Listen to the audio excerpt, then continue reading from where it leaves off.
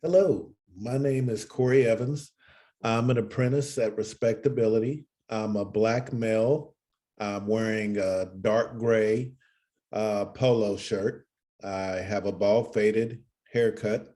And behind me is a RespectAbility background, grayish background with RespectAbility logo, quite a few of them and smaller all over the background, over the great background. And I'm here with award-winning writer, director, and producer, Juliet Romeo. Hi, how are you? My name is Juliet Romeo. I am a dark brown skin Afro-Caribbean woman. I have long, straight dark brown hair. I'm wearing a black satin headband with gold rings in the satin, it's going through the satin. I have a black and white polka dot blouse on, and my background is blurred. And I'm also very happy to be here. Welcome, welcome. Very glad to have you. And I really loved your documentary, The Art of the Warriors. For me, I love collaboration. So I love the story of two artists coming together, both living with sickle cell anemia and using art to collaborate and talking about their story and journey. Can you talk a little bit about that? Yeah, I've always wanted to bring awareness to sickle cell. And so in my first documentary, I kind of just did an introduction of, what is sickle cell and what that journey is like for me. But and I got a lot of attention from that. People were really excited to know more, but I knew that I wasn't necessarily special, that I knew that there were I knew lots of sickle cell warriors that also had great talents and had passion for things, but we all still fought this disease. And so when I was able to be introduced to hurst nazir, which he was very famous in the community because of his artwork. His artwork had been in medical journals, and I believe it may have even he was like the face. Some of his art was the face of the sickle cell disease of America Association, and also it may have had a stamp or something, which was phenomenal. So I was very excited to meet him and meet with him. I actually flew all the way out to Connecticut to get to meet him and see him in his element.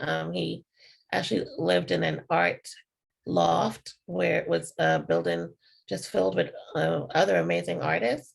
So he had his own art gallery that was his home. He really lived and breathed his work. So, and it was phenomenal to just learn from him and hear his story. Good, good. Yeah, I was definitely going to ask you about hurst nazir. Yeah, he was very interesting and loved his artwork.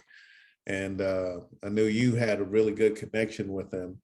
And I knew there was I guess you wanted to make an addition to your film with, I'll let you talk about it. Instead of me, I wanted to make an addition to the end of the film just to honor his recent passing. He passed in late 2021, which was such a surprise and made such a big impact on the sickle cell community.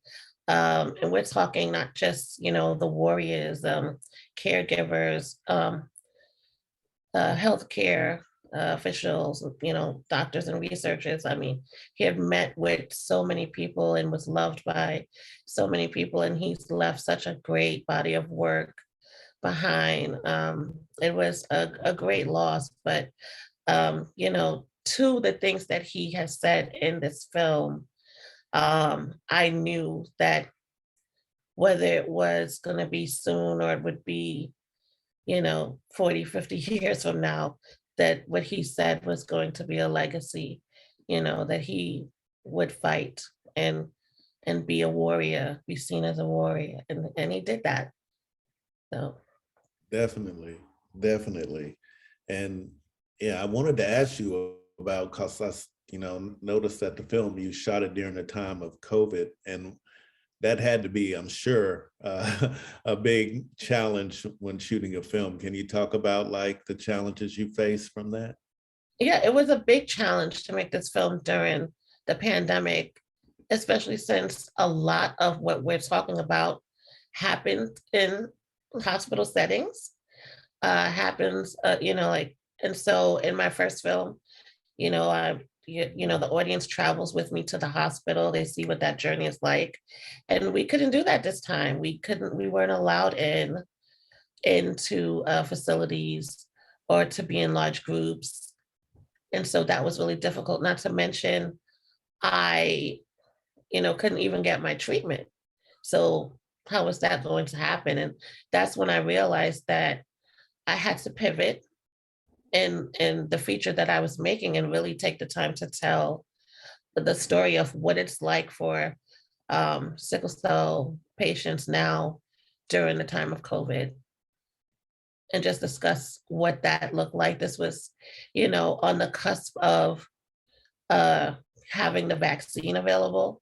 And so we were really on the, while people were on the fence about should they take the vaccine, shouldn't they take the vaccine, we had doctors and hematologists in the sickle cell community saying that this is the most important thing for sickle cell patients right now, and for a lot of people that have underlying, illnesses, because it was just such an uncontrolled situation to have COVID and have an underlying health concern. Yeah, I could only, yeah, imagine. But I wanted to ask you as well, like we were talking about collaborations earlier, and you started the Unstoppable Film Program, and we're collaborating with Slamdance. Can you talk about how that whole collaboration process even began? And Um, I can take that all the way back to me attending my first film festival. And at the end of that festival, I was escorted out on a gurney going to the hospital, like just because of the lack of accessibility that was available. Um, I ended up having a crisis and ended up hospitalized. And so I realized this is really important. I need to not just to make this film, but also to come back to this very festival and have my film screen. And so what I did was create a proposal saying that I would like to really create a program that is here for people with disabilities, filmmakers with disabilities, because I saw how I started to meet so many other people that would come and tell me, hey, I have a disability and it is a struggle and it is difficult. And it just started to make me think, like, what does it look like for a filmmaker that's blind or a filmmaker that is in a wheelchair? How do they have access to the same creative outlets that everyone else has? And I met with Peter Baxter from Slamdance, and he really, um,